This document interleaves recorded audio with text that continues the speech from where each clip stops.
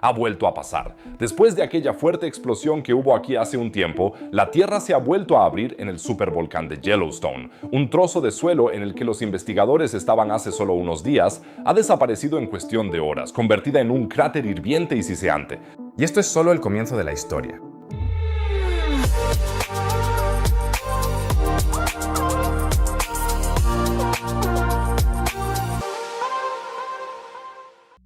Aquí podéis ver una erupción hidrotermal en el Parque Nacional de Yellowstone, concretamente en Biscuit Basin, que tuvo lugar en 2024. Contadme en los comentarios qué habríais hecho si fuerais uno de los turistas de este video. ¿Sacaríais rápido el móvil para grabarlo o saldríais pitando? Sea como sea, si os interesan estos temas volcánicos, no dudéis en suscribiros al canal ya mismo. Así recibiréis una notificación cada vez que haya un video nuevo. Y si ya te suscribiste, ayuda mucho al video con un pulgar arriba. 5000 likes deberían bastar para apaciguar al algoritmo de YouTube. Gracias, chicos. Bien, y ahora vamos directo al escenario de Yellowstone. Solo con oír el nombre, a muchos ya se les pone los pelos de punta. Y no sin razón. Bajo el Parque Nacional del mismo nombre, en Wyoming, yace uno de los sistemas volcánicos más grandes del planeta. Con un volumen de magma que se extiende a lo largo de casi 90 kilómetros, Yellowstone es, desde el punto de vista geológico, una bestia dormida. Y hoy vamos precisamente a eso, a echar un vistazo directamente a las entrañas hirvientes de la Tierra. Para ser más precisos, hablamos del Biscuit Basin, una zona en el corazón del Parque Nacional, conocida por sus fuentes hidrotermales, aguas termales, géiseres, fumarolas. Yellowstone es un laboratorio geológico al aire libre que no para de moverse. Pero lo que ocurrió aquí el 13 de junio dejó boquiabiertos incluso a los vulcanólogos más experimentados. Poco después de las 5 de la mañana, hora local, los instrumentos del observatorio del volcán Yellowstone detectaron de repente una señal inusual. Energía sísmica combinada con una señal acústica de baja frecuencia, llamada infrasonido, que provenía de la dirección de la llamada Black Diamond Pool. Si alguna vez has visto vídeos de Yellowstone, quizá conozcas esta piscina que brilla con un azul intenso. Pero lo que pasó exactamente allí no se reveló hasta más tarde. Al salir el sol, los trabajadores del parque notaron algo raro. El río Firehole, que atraviesa la zona, se había convertido en una franja gris lechosa. A lo largo de casi 6 kilómetros, el agua estaba salpicada de sedimentos finos. Una señal inequívoca de que, en algún lugar de Biscuit Basin, algo había puesto en movimiento rocas y agua con una energía enorme. ¿Habrá erupcionado de nuevo el Black Diamond Pool? Y es que, como ya vimos al principio, en julio de 2024 acaparó los titulares al lanzar piedras y agua hirviendo por los aires, dañando la pasarela de madera. Ahora veremos de nuevo las impactantes imágenes originales con sonido.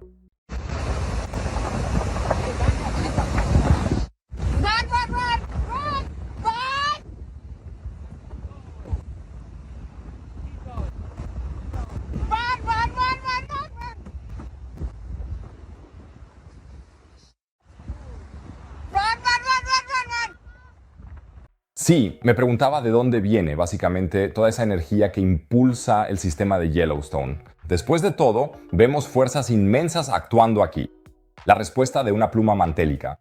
Le pregunté qué es exactamente al renombrado geofísico y experto en corrientes del manto, el Dr. Bernhard Steinberger. Empezaré con una pregunta muy básica, probablemente ridícula para ti. ¿Qué es una pluma mantélica? Bueno, una pluma mantélica es básicamente un flujo ascendente desde el manto profundo. Bueno, la idea fue propuesta originalmente por Jason Morgan en los años 70. Como ejemplo clásico de una pluma mantélica está el rastro del punto caliente de Hawái, y la mejor forma de explicarlo es que una placa se mueve sobre un flujo ascendente relativamente localizado. Ese rastro del punto caliente de Hawái indica que hay un flujo ascendente relativamente localizado. Así es como se desarrolló esta idea de las plumas mantélicas.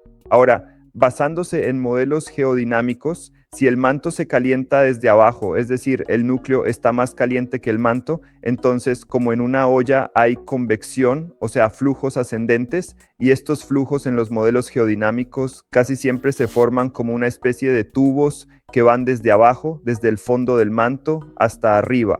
Así que esta coincidencia entre el modelo y las observaciones en Hawái se consolidó en este modelo de pluma mantélica. Es decir, que gran parte del calor del núcleo llega a la superficie en forma de plumas mantélicas. Volveremos a eso con más detalle en un momento. Primero, volvamos a la erupción hidrotermal actual. Esta vez, los sensores de temperatura en el Black Diamond Pool solo mostraron una desviación mínima, Nada que ver con los drásticos cambios de temperatura de erupciones anteriores. Así que no era esa piscina. Y entonces llegó la pista decisiva. El observatorio del volcán de Yellowstone había instalado en mayo de 2025 una cámara de vigilancia que apuntaba justo en esa dirección, y lo había grabado todo. A las 5 en punto, 9 minutos y 50 segundos, exactamente en el momento de las señales sísmicas, una nube oscura de vapor brotó del suelo al norte de Black Diamond Pool. Se había producido una explosión hidrotermal. El equipo responsable del UGES, el Servicio Geológico de Estados Unidos, describió después la situación así. Estos orificios de ventilación son canales por los que el agua, a la temperatura de ebullición o incluso ligeramente por encima de ella, encontró de repente un camino hacia la superficie y se convirtió en vapor, lo que provocó una explosión hidrotermal. Imagínense esto, bajo el suelo burbujea agua tan caliente que en teoría debería estar hirviendo. Pero la presión de las rocas superiores la mantiene en estado líquido, como una olla a presión. Y si esa presión disminuye de repente, entonces ¡boom! El agua se evapora de forma explosiva. A esto también se le llama evaporación instantánea. Y precisamente este mecanismo es el responsable de las explosiones hidrotermales, es decir, ni magma ni lava, solo vapor de agua y una presión enorme. El resultado fue una grieta en el suelo de casi 20 metros de largo y hasta 1,5 metros de ancho, de la que brotaba agua casi hirviendo hacia el río. Los investigadores que acudieron al lugar al día siguiente aún midieron allí temperaturas de 90 grados Celsius. Aunque fue más pequeña que la explosión de 2024, los trozos de roca que salieron disparados solo volaron unos pocos metros, precisamente ahí radica una particularidad científica. Esta explosión ocurrió a solo unos 100 metros de una estación de medición recién inaugurada que se había instalado en Biscuit Basin en el verano de 2025. El equipo del USGS escribe al respecto: nunca antes se había producido una explosión hidrotermal tan cerca de una estación de medición.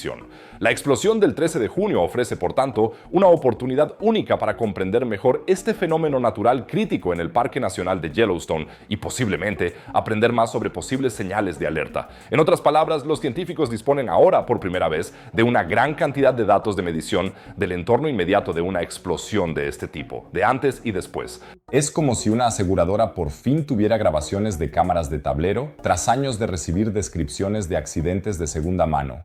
En este punto, volvamos a la causa fundamental de las fuerzas en la zona de Yellowstone. Ya sabemos lo que es una pluma mantélica.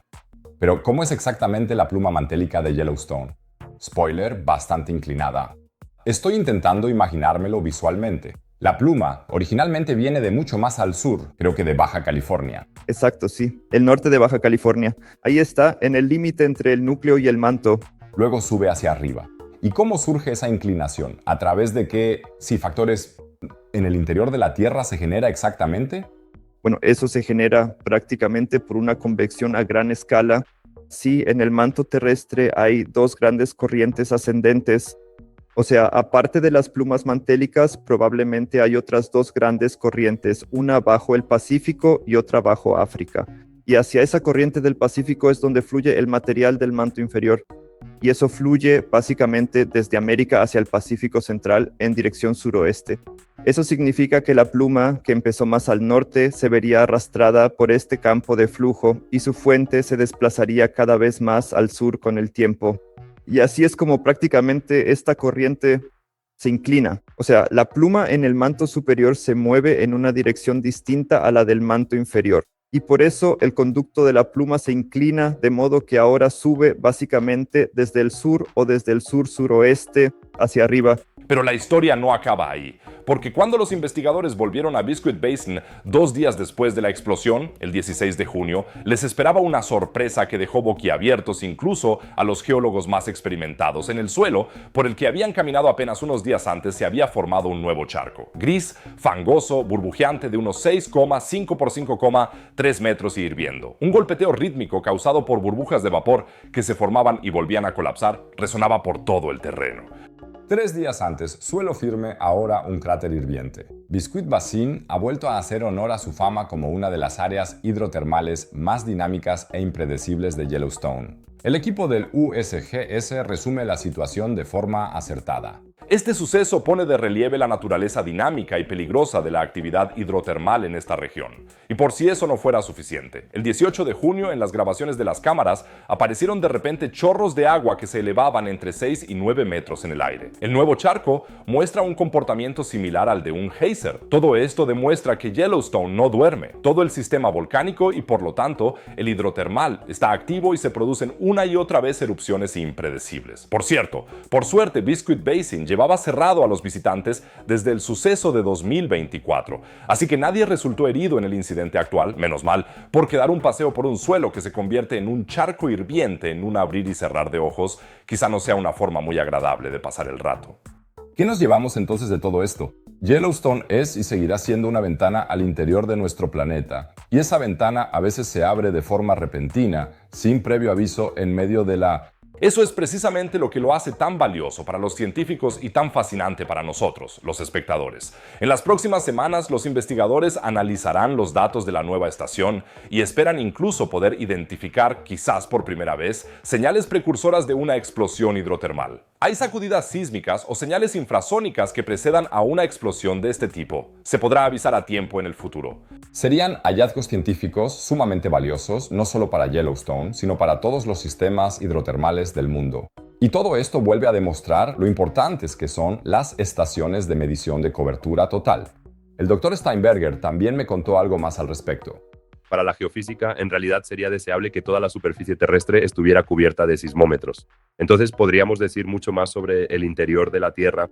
Bueno, esto es muy parecido a la medicina. Allí también existe la tomografía y se tiene una posibilidad mucho mejor de cobertura. Pero en la superficie terrestre sí, pues es muy complejo y costoso. Y siempre hay, por ejemplo, experimentos en los que se instalan estaciones de sismómetros en el océano, cerca de un punto caliente o en una región específica por un tiempo. Se dejan en el fondo marino un año más o menos, luego se recogen y se evalúan. Pero eso es solo, un experimento tras otro, y hasta que se consigue una cobertura muy buena, pasa mucho tiempo. Otra posibilidad son estos flotadores, es decir, que prácticamente se sueltan sismómetros en el océano, que luego allí con las corrientes y demás. Así que esa es otra idea de cómo se puede obtener una mejor cobertura en los océanos. Y hablando de estaciones de medición, en Alemania también hay un sistema volcánico que los investigadores observan muy de cerca, el Eifel. Y allí se llevó a cabo con el llamado Large N Experiment, uno de los mayores proyectos de medición sismológica volcánica que ha habido nunca en Europa. Más de 500 estaciones sísmicas y sensores acústicos adicionales a lo largo de un cable de fibra óptica de 64 kilómetros registraron terremotos y señales subterráneas. El objetivo era cartografiar con mucha más precisión el sistema magmático bajo los campos volcánicos de la Eifel desde la corteza superior hasta el manto. Los primeros resultados muestran, de hecho, estructuras bajo el lago Lacher See y la cuenca de Neuwied que apuntan a fluidos magmáticos o posiblemente a zonas de reservorio aún existentes. Esto no significa que una erupción sea inminente, pero muestra que el Eifel no está muerto geológicamente, sino que es un sistema volcánico inactivo que aún debe ser vigilado. Y bueno, este Large N, o sea, no se trata tanto de la pluma del manto profundo. En los años 90 o por ahí ya hubo un experimento a mayor escala en el que se intentó representarlo al menos hasta 660 kilómetros de profundidad. Así que la profundidad a la que se puede mirar depende de la amplitud con la que se instalen las estaciones. Y allí las estaciones estaban distribuidas a lo largo de varios cientos de kilómetros, de modo que se podía ver al menos hasta la zona de transición entre el manto superior e inferior. Así que con el Large N, por lo que sé, es más a pequeña escala y se trata más de ver prácticamente la cámara de magma y cómo el material de la pluma asciende a través de la corteza, o sea, en un orden de cientos de kilómetros para ver eso. Porque desde el punto de vista de la aplicación práctica es más importante para evaluar posibles peligros, para ver dónde se encuentra ahora prácticamente el posible magma en el subsuelo, en el interior de la Tierra. Sí, ya ven, nuestro planeta aún tiene muchas historias que contar y a veces ni siquiera necesita una erupción volcánica para ello, a veces basta con una grieta en el suelo. Los mantendré al tanto de todas las novedades sobre Yellowstone. Así que suscríbanse ahora al canal y no olviden darle a me gusta para que superemos los 5000 likes. Y a propósito de descubrimientos en el interior de la Tierra, ahora viajamos a la Antártida. Y es que bajo el hielo de 1 kilómetro de espesor, los científicos han descubierto una megaestructura gigantesca y tiene forma de mano enorme. ¿Cómo? Para saber de qué va todo esto, echad un vistazo al vídeo que aparece arriba a la derecha. No os lo perdáis, es muy interesante. Abajo a la derecha, como siempre, otro tema sobre ciencia y el espacio. Y por lo demás, diría que nos vemos en el próximo vídeo. Que lo paséis bien, chicos.